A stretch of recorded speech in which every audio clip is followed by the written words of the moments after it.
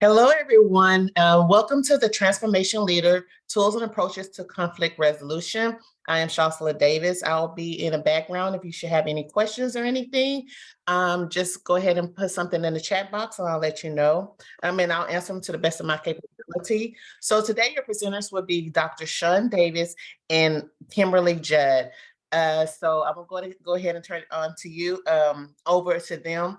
Also, there will not be any CE credits, but there is an evaluation at the end of the presentation. So the link will be in the chat box, and they will prefer if you have save all questions till the end. You can either unmute yourselves or you can put that question in the chat box.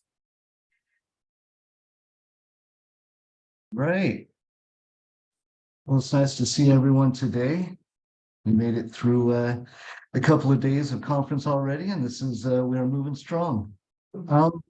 Let me introduce myself. I am Sean Davis, and I am a faculty member within the online bachelor's program here at the Chicago School of Professional Psychology. Today, my partner, Kimberly Judd, and I will be talking to you about something you might already have a level of experience with, that being transformational leadership. Even if you do, we hope to apply these ideas of transformational leadership in ways that you might not be familiar, however.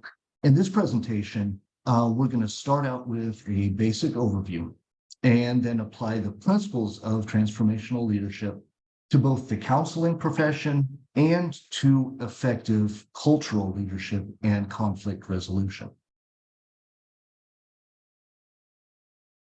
There are two distinct aspects to our presentation, but there is a thread that runs through both that serves to provide a connection between the two, that being improving ways that we interact with others to help provide successful individual and relational outcomes. Okay, the first aspect of our presentation is transformational leadership. Transformational leadership is a type of leadership style where leaders inspire, motivate, and stimulate their followers to exceed normal levels of performance. It's often viewed as a process where leaders and followers help each other advance to a higher level of morale and motivation. We propose that applying these principles in mental health counseling enhances the therapeutic relationship and improves outcomes. Specifically, counselors embodying transformational leadership demonstrate ethics, they inspire hope, they challenge negative thought patterns, and offer personalized support, promoting client resilience and growth. All right, the second aspect of our presentation is a necessary and natural expansion of what we see in the first, that being cultural leadership. More than ever, we're called to work with diverse cultures in a very professional environment. This really highlights the necessity of what Kim will discuss being a cultural lens. We'll see how an understanding of both high and low culture contexts is fundamental to effective cultural leadership. Moreover, by promoting transformational cultural leadership as a key to managing disputes, we can best foster a culture of inclusivity and inspiration. All right.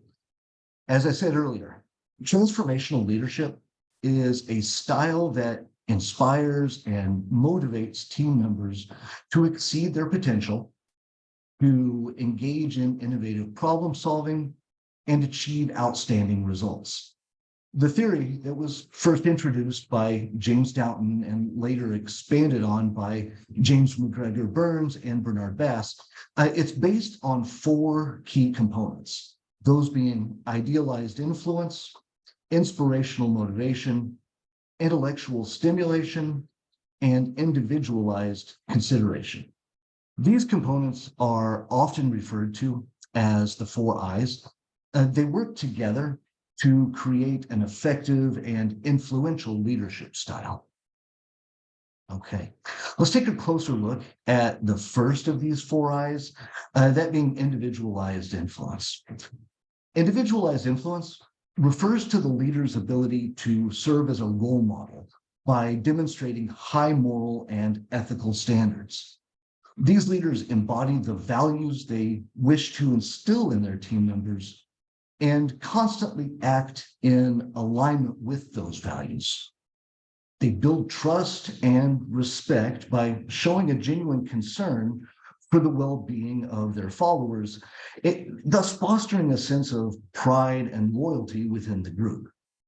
By doing so, they inspire their followers to emulate their behaviors and strive for the same level of excellence.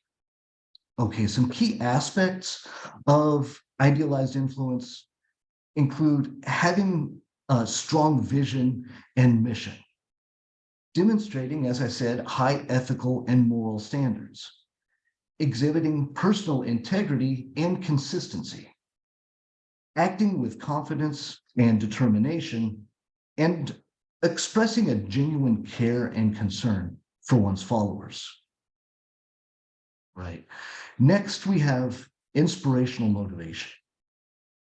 Inspirational motivation involves the leader's ability to inspire and motivate followers to achieve their goals and, as I said, exceed their own expectations. Transformational leaders set high standards and communicate clear expectations while also expressing confidence in their team's ability to meet any objectives that they might have.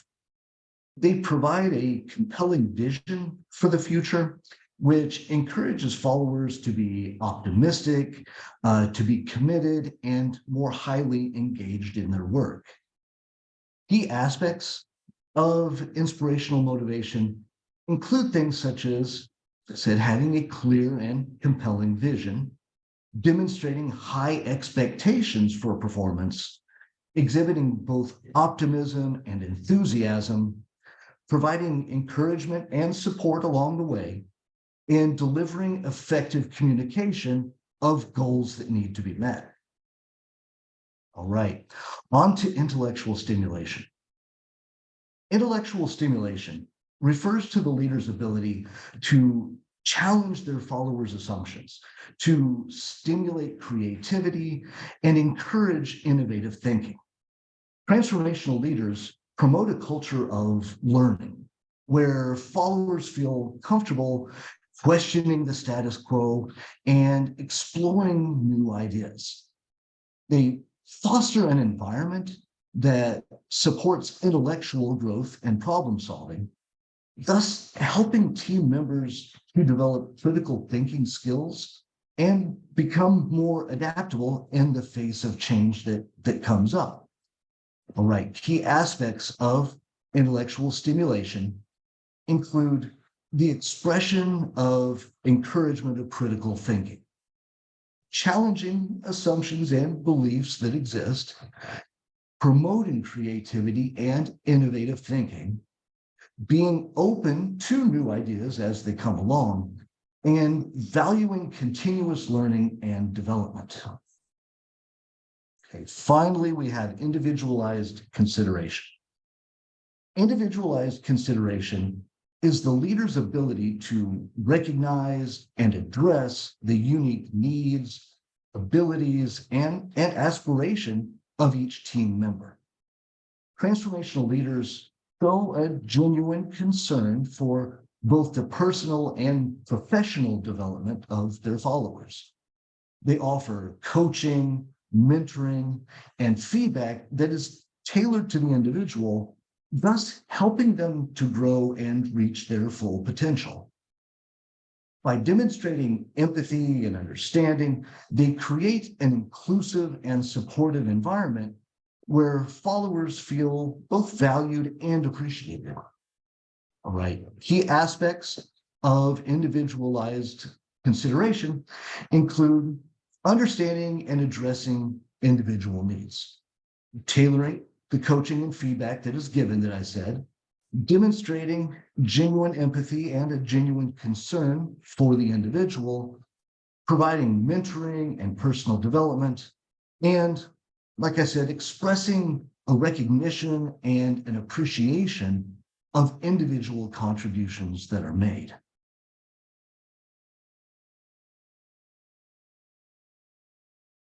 As I said at the onset of the presentation, the fundamentals of transformational leadership, the 4 I's, can be highly relevant to the role of a professional mental health counselor as well.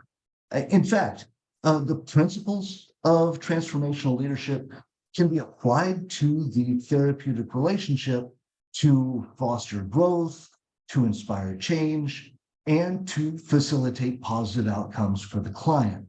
I'd like to now mention some ways, a bit more depth, on how these 4 I's of transformational leadership are, in many ways, the foundation to being an effective mental health counselor.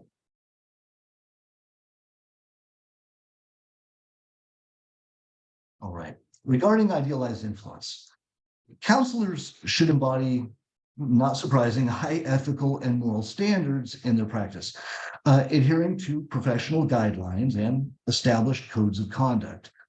By demonstrating integrity, empathy, and a genuine care for their clients, counselors can build trust and establish a strong therapeutic alliance, which is a crucial factor in successful counseling outcomes, as we know. In the context of mental health counseling, an example of idealized influence might be a counselor who is consistently reliable, punctual, and attentive during sessions. The person always respects confidentiality. They conduct themselves with professionalism and display empathy and understanding. The counselor might share relevant personal experiences in a way that builds connection and trust without shifting the focus away from the client's needs. For instance, the counselor could talk about how they've learned to cope with stress effectively without divulging unnecessary personal details, thereby modeling healthy behavior and emotional regulation.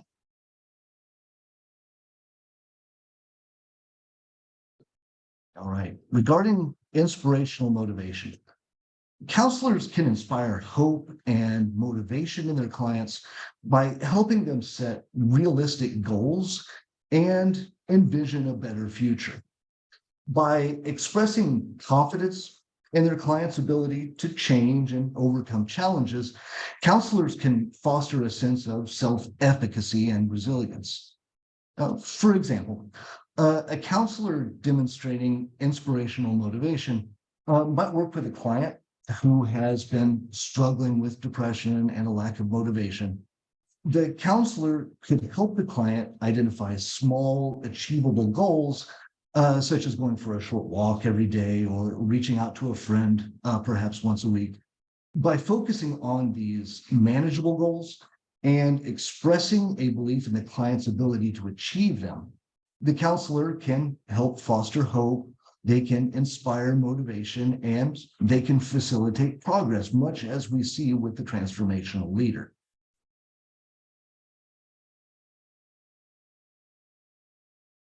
Regarding intellectual stimulation, counselors can challenge clients' maladaptive thought patterns and beliefs by using evidence-based techniques such as cognitive behavioral therapy.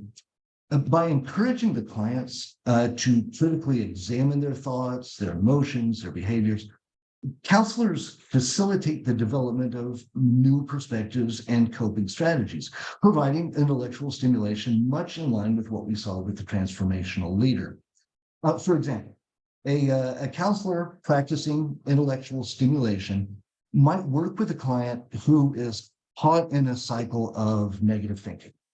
By utilizing CBT, the counselor would encourage the client to explore and question their thought patterns, challenge negative beliefs that they may be holding, like I'm a failure or no one cares about me. The counselor might introduce various cognitive restructuring techniques, thus helping the client identify, challenge, and replace negative thoughts with more balanced and positive ones. Again, much like the intellectual stimulation that we see that is provided by an effective transformational leader. Finally, regarding individualized consideration, counselors need to understand and address the unique needs, experiences, and cultural backgrounds of each client, thus tailoring the approach to that individual accordingly. By providing personalized support and personalized resources, counselors can best facilitate the client's growth and development. As an example of individualized consideration, say a counselor might be working with a client from a different cultural background. The counselor could take time to understand the client's unique experiences, their cultural values, societal pressures, societal expectations, and incorporate this understanding into the therapeutic process. For example, a counselor working with an Asian American client might learn about the cultural concept of saving face, and how it might influence the client's willingness to express emotion and discuss certain topics. All right, this importance of understanding and respect for another's cultural background that we see in transformational counseling is itself the foundation of effective cultural leadership. I'm going to pass the baton to my partner, Kimberly Judd, who will build on the foundation that we've established and move transformational leadership from the therapy room to the workplace. All right. Thank you, Dr. Davis. I'm going to share my screen with everybody so you guys can see my part of the presentation. Now, my part of the presentation is actually going to be a little bit interactive at points. So feel free whenever there's a couple questions that I may have or I may ask, where you all can use the chat box or unmute yourselves to be able to respond. And we highly encourage the participation, but it is not required if you do not want to. So I hope you enjoy. So my part of the presentation, I'm going to discuss the cultural leadership as well as conflict resolution. So for cultural leadership, in order to be an effective leader in the vastly growing, culturally diverse labor force population that exists today, a leader has to be more than someone who works with people of various cultures and backgrounds. You can't claim that your company is culturally diverse just because you have someone of an Asian descent, someone with a Buddhist faith, someone with an African American heritage amongst your work organization. Just having that cultural diversity in your workforce does not make your company culturally diverse. Your company cannot claim such a title unless it can understand how to lead that diverse population. It has a lot to do with the diversity involved in the company culture. So in the slide I've got here, I give an example of race, religious beliefs, international birthplace, diverse cultural backgrounds. Does having all these boxes checked in your organization actually constitute a culturally diverse organization, or is it just a culturally diverse workforce? So how does a company lead cultural diversity? Perhaps you're sitting there thinking about the cultural diversity in your own workplace and reflecting on how well that diversity is led. And that's where I want you to be right now, because that's what I'm discussing. So I'm going to have everybody take a moment, and I want everybody to think about a coworker or a supervisor or an employee that you've worked with now or in the past. And if you could take a moment to think about somebody that you feel like is culturally diverse from yourself, and you don't have to put this in the chat box. This is just a moment to think and reflect. So if you can think of anybody, some people it's going to be something you'll think of right away. Others, it'll be something that it might take a moment, and then you might be able to think of somebody that you would consider culturally diverse from yourself. So I'm going to give everybody a second. All right. Did you think of anyone? Okay, so now I want you to think about what made that person seem culturally diverse from yourself. And this is going to bring the single most important tool that a culturally diverse leader needs to understand to the forefront of this presentation. You just used it right now, whether you know it or not, you did. You used the tool known as your cultural lens. Your cultural lens is the culmination of your personal bias, your understanding of the world around you, and your interpretation of the influences and experiences you have been through in your life. It is what makes everyone unique from each other. This cultural lens shapes how we see, feel, and react to the world around us and is an integral part of the cultural leadership toolbox. In order to be an effective cultural leader, we have to understand how this perspective affects us as leaders. So now that we're focusing on self-reflection in the leadership, I want to understand how our cultural lens affects the ways we address culture in our workplace. So I'm going to introduce a few other cultural concepts. So if anybody can use maybe the thumbs up or thumbs down emojis on their chat boxes, if you have the ability, is anybody familiar with Hall's concepts of high context versus low context culture?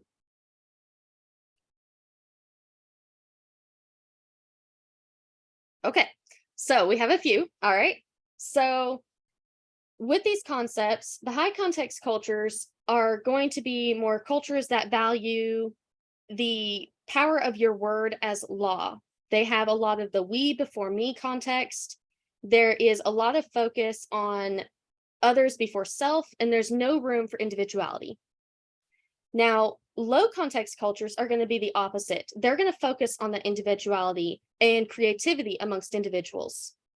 These cultures, you can kind of think of some just by things that maybe you've seen in videos, or maybe you've been to these other countries. But in the cultures that come to mind, cultures like Japan and China, they are very high context cultures. And cultures like America are more low context cultures. These differences are very important to note and understand when we're discussing the cultural workplace. Why? The reason is because understanding where a person comes from or the cultural lens that they're using is an important element to helping us better connect as leaders to understanding the expectations that are set for us as leaders. So I'm going to create a situational practice here, and this is going to be one of the few moments where if everybody can maybe put something in the chat box, or if you want to unmute and give some responses after, it's just a quick situational practice that I would like everybody to consider. But we're going to set up the situation. So you're working with a group, okay? Your group is from Japan. You are the leader of this group, and you are putting together a project for your organization. You are coming from a country in America, a company in America, and you are traveling to Japan to work on this project, and your team is working together. Everything's been going really well. Your team's working well together. You've managed to create a great project that's going to be a big win for the company. And now you've come to a point in the project where you feel like you should assign parts of the presentation to your team so everybody can highlight a specific segment. Now, imagine your surprise when your team gives you silence in response to your request for who wants to present which sections. And not only that, but whenever you further request who wants to present, they start giving you the impression that none of them want to present and none of them want to participate. And it actually starts creating almost a conflict dynamic in your group. And so this puts you in a unique position as a leader to figure out why. So knowing what we just discussed, can anyone venture a guess that could be causing the breakdown in the team dynamic and why? Feel free to put it in the chat box or to unmute and say something out loud, but can anybody think of what could be causing that team dynamic breakdown and why?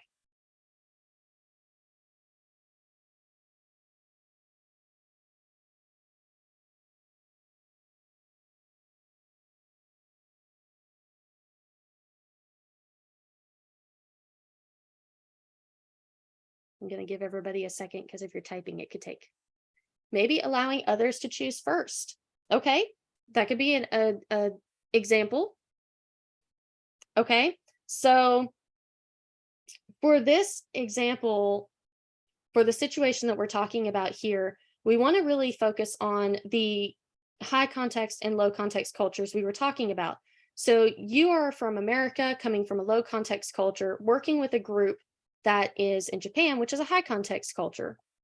So some things to think about whenever you're considering this would be the involvement of you from a low context culture. You're going to want to include all of these members of your team who have worked hard on this project to make sure everybody gets a contribution, everybody is able to be seen, be acknowledged, and that's a great thing. However, in a high context culture, remember it's a lot of the we before me concept. So individuals in a culture such as Japan or China, when you're working on a presentation or a project, they are going to expect you as the leader to be the face of that project. They're going to expect you as the leader to present that.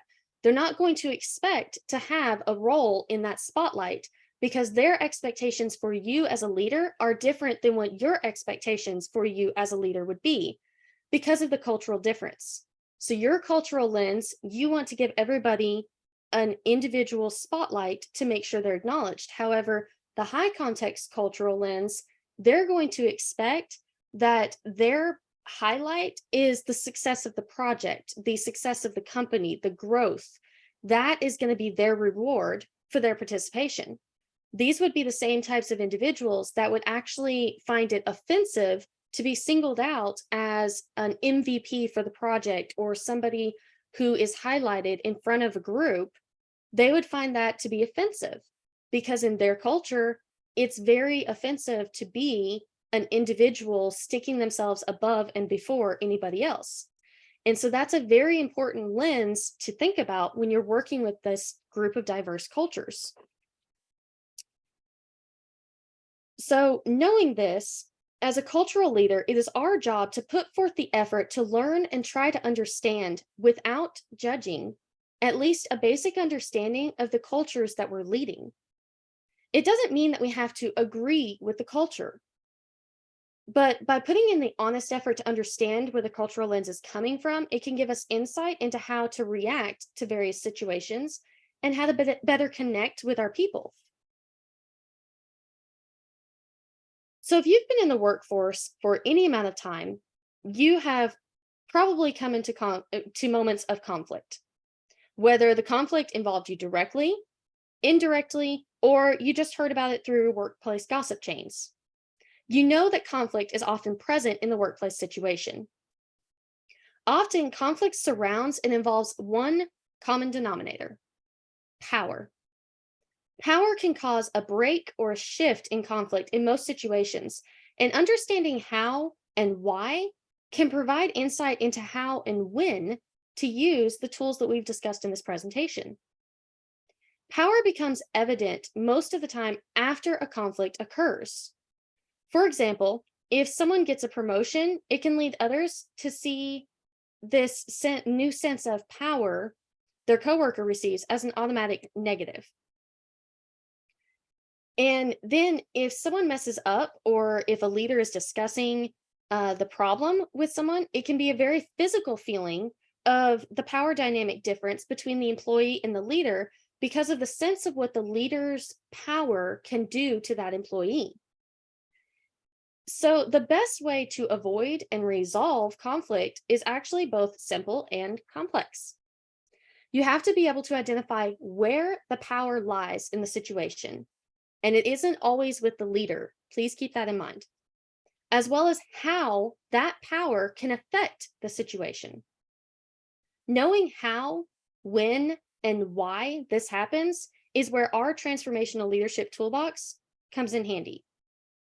We've discussed our tools to leadership, including idealized influence, inspirational motivation, intellectual stimulation, and individualized consideration. So now I'm going to talk about putting it all together to create an effective cultural transformational leader. Understanding the high context and the low context cultures that exist within your organization can help with several of our tools previously discussed. As a leader needs to serve as a role model for their organization and set standards for the team the team is expected to follow. Understanding how these standards will affect their team is critical.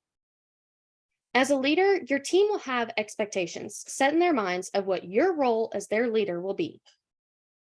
They will have a clear definition in their mind of what their job is and what your job is. Most of them will clearly state this whenever they say, I don't get paid for that. How many of us have heard this? And I hope it brought you a chuckle whenever you saw that, because I can think of so many examples in my career where I have heard, I don't get paid for that. That's above my pay grade. Those kinds of comments. All right. So what does this statement really mean? Is it that the employee doesn't want to do their job? It could be. Is it that the job duties and responsibilities were not clearly defined to the employee? That's also possible. But the most likely reason is that the employee is feeling undervalued, unappreciated, and is being asked to do what they feel is above and beyond the scope of their job without recognition for it. So, how would we resolve this? So, to resolve this situation, the transformational leader will have a genuine interest in understanding what is behind the comment, I don't get paid for that. They're not just going to infer that the employee is being flippant or disagreeable to their job expectations. Instead, they're going to put a genuine interest into the expectations of others and try and understand where this is coming from. And when you do that, that is idealized influence in action. So for our leadership toolbox, the transformational leader will want to take this opportunity to try and understand, by using active listening, what their employee believes is their role in the situation. They could do this by asking the employee why they believe the job is outside their scope of responsibility, and then actively listening to their answer. And I don't know about you, but I feel like that is part of one of the things that gets thought or missed a lot. Looks like we had somebody put, maybe they're burned out and trying to set limits. I love that. That could be a very, very valid reason for why it's happening. And those are things, but that's part of the transformational toolbox. That is using these skills to figure out what is behind the comment. Okay. So you're using these tools and trying to find out what is going on, and you're actively going to listen to the response when you ask these questions. And then you could even show them that you're listening. You could show somebody you're listening to their response by rephrasing the answer that they give you. And then you can say something along the lines of, what I'm hearing you say is this. And that allows the employee to know that they're being heard. This is using the individualized consideration that we talked about in our toolbox. And this is using that tool in action. They can use this approach and they can now have it tailored to this individual, because you're saying, what I hear you saying is this. It's not giving your interpretation of it. It's letting them know this is what you are understanding they are saying. So then as you're speaking and you are using this individualized consideration and tailoring it, it's providing that recognition, as well as reflecting that the person speaking is being listened to. So next, the transformational leader is going to use inspirational motivation and intellectual stimulation to involve the employee in the resolution process. So if you were in my position, how would you handle the situation?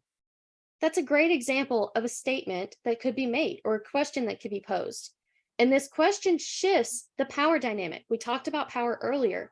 This shifts that power dynamic from the leadership that's in this room discussing to the employee, but it shifts it in a way that's encouraging the employee to use their critical thinking skills to help come up with a resolution to the situation. It's involving them in the process. By taking these simple steps, the conflict is turned from one of, that's not my problem, with an employee who's disengaged and most likely feeling unappreciated and frustrated, to an opportunity for engagement, involvement, and participation in resolving the issue. So if I were to ask you for one word that jumps into your mind when you think of the word conflict, what would that be? Please use your chat box if you would like to, and tell me one word that you think of, or one word that comes to mind when you hear the word conflict. Tension, stress, I like it. Any others? Disagreement. Okay, I like it.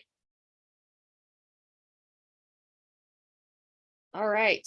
So all of these, tension, stress, disagreement, when you hear of conflict, these words come to mind. Okay. Now, I'm going to provide you with a few new words that when you hear the word conflict, I want you to try and put these words in your mind to have as synonymous with conflict. Opportunity, growth, perspective. These three words, opportunity, growth, perspective, these should also be synonymous with conflict. Most people will associate conflict with negative connotations. However, conflict can also involve debates between employees, teams, and power dynamics. It can lead to important discussions of ideas and inclusive perspectives that will enhance company dynamics and processes. Positive conflict can lead to resolutions that are made and encourage growth and cooperation amongst individuals with various perspectives. So when we look at the practical application of transformational leadership in the workplace, these examples show that it is possible to utilize these tools in the most mundane conflict situations. But it also reflects that transformational leadership takes passion and willingness to accept that being in charge does not make you right, and that the best way to empower your team is to make them a part of the solution. And it's going to take hard work and a lot of practice to stop an instinctual response to a situation and lead with this sort of transformational leadership style. But the payoff is a workforce that will feel included, valued, and inspired. Thank you all so much for joining us. I know we have some extra time left. Dr. Davis and I would love to be able to take any questions you all might have or any comments you might have about the presentation. We'd love to hear from you. So for this, I am going to go on mute for a moment. So if anybody wants to type in the chat box or wants to unmute and discuss, please feel free to ask any questions you may have.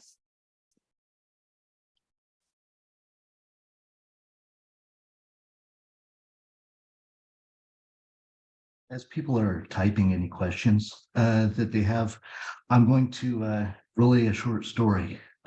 As we get older, I've found in life that the vast majority of our discussions revolve around stories of our past. I was speaking about this to a friend of mine just the other evening, and something that Kim was talking about, this idea of cultural leadership, really struck home. With this conversation I was having with my friend.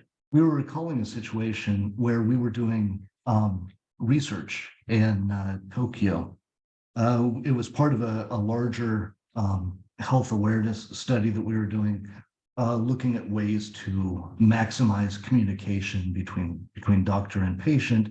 And we did quite a bit of work in the United States and around the Portland, Oregon area and around Houston. But we wanted to have a bit of a cross-cultural look as well at this. So we started to do some work in a culture that is not necessarily a straight binary, but a more collectivistic culture. And so we were doing a lot of linguistic translation, and that really highlighted for me that being truly culturally competent, having a cultural lens, involves much, much more than just linguistic competence. We had gone through some wonderful translation work, translating these study materials into Japanese. However, while they were linguistically correct, they overlooked and in many ways disregarded the cultural context within which the information was being asked. I showed it to a friend of mine. At least I had the wherewithal to do that before we started using these for our Japanese sample. He was a Japanese gentleman working at Intel, and he looked at them and he said, "Please don't use these materials in your study." And I said, "Well, are they linguistically wrong? You know, what's wrong with them?" He said, "No, the language is fine. There's not a problem with the language." I said, "But the way that you're asking the questions, the way that you're approaching working with another person is a very American style of asking for information." It was a very direct and in many ways it would come across as an extremely rude way to interact with another person. Of course, that was the last thing that we would want to do is be rude to any of our research participants. And that was for me a really strong learning lesson, that to truly be a culturally transformative leader, this goes much beyond just the surface level language aspects of something, and much deeper than just the cookie cutter version of cross-cultural work that we do. It's something that we would need to get much deeper, a true understanding of one's culture to truly have these things such as intellectual stimulation and especially individualized consideration. I've been babbling on. Let's see what we have for questions.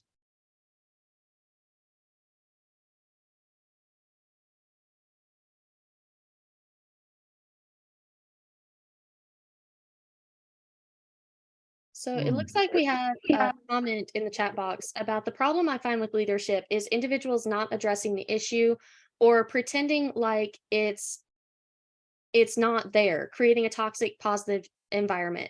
So I think we've all come into conflict with that for sure, and seen that in workplaces we've been in before, where it just seems like that toxic environment is being promoted because of something being ignored.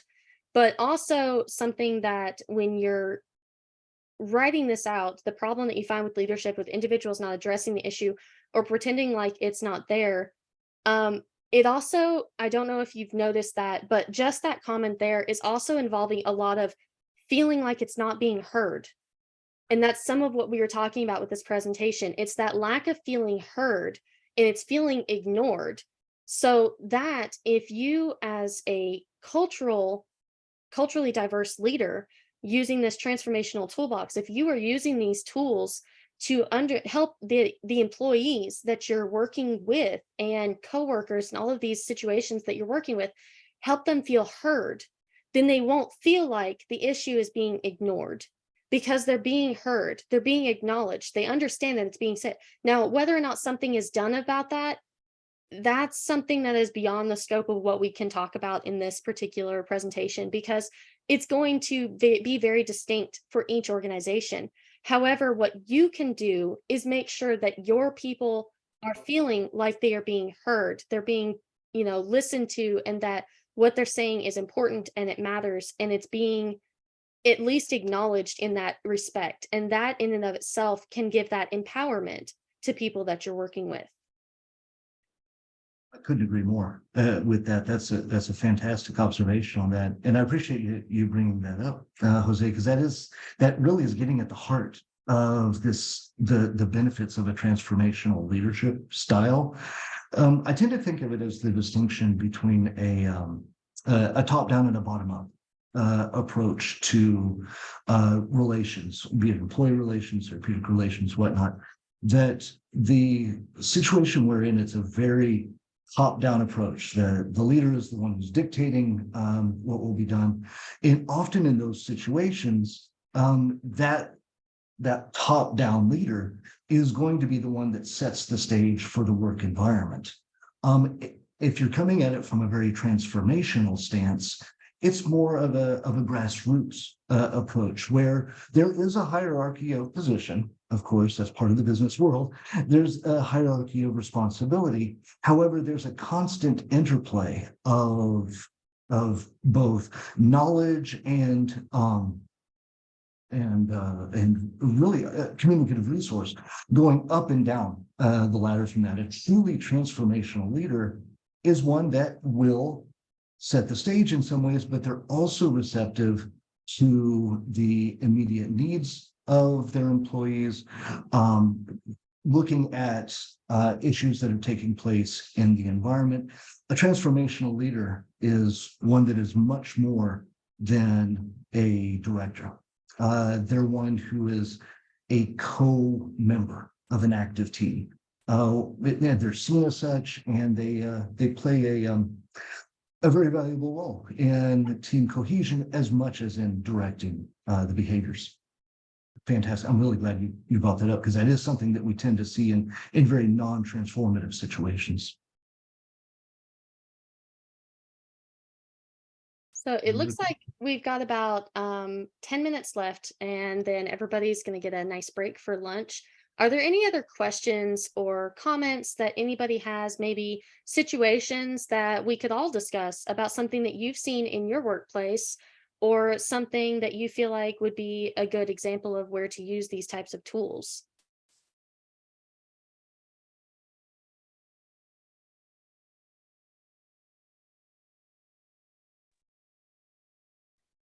I can chime in for a second. My video is not on. There we go. This was my area of research for my dissertation and for my doctoral studies. So this was very interesting to me, but I focused more on climate and how the climate and the leader within the organization work together. And so I found this really interesting, almost as this could be an expansion upon that, on how the cultural element and the culture and the climate, kind of, a lot of people, I feel, confuse those two terms. So I found more of a comment than a question, but I just found it very interesting, because that's where my brain kept going, was that this would be almost like a whole nother element or factor into kind of looking at from both sides. So I appreciated your presentation. I couldn't agree more. I'm so glad that you talked about that distinction. How oftentimes things get muddled with that. When I think of transformational leadership, that's very much a situation where they are part of the creation of the culture of the work environment, as opposed to dictating what the culture is going to be within the organization. That's fantastic. There's no way to escape the culture that surrounds any workplace, any therapeutic situation, any educational situation. That culture is everything. It's within culture that we have the interpretation of the work that we do. We have the interpretation of knowledge. How do we say, nothing? No bit of knowledge lives in a vacuum, and culture fills that contextual vacuum. It gives us some perspective on the lens that people are using to. I used to have a little saying by my desk when I was working more in an office setting, that said perspective is reality. And so it just reminded me, as a leader, when speaking with people, that perspective is reality, regardless of where I am and there they are. Whatever perspectives we have, that's the reality of the situation, and we have to find a way to make our realities more similar sometimes when we're engaging in conflict. You said it. That is exactly it. Absolutely. And I mean, you got to think about, talking about this cultural lens and stuff we discussed, everybody is unique and everybody's different. Everybody's going to have a different set of experiences. And that's why you can have siblings in a family that have grown up in the same environment, but yet they become so different because their perspective, their lens, and their view of how things were interpreted in the situations they received.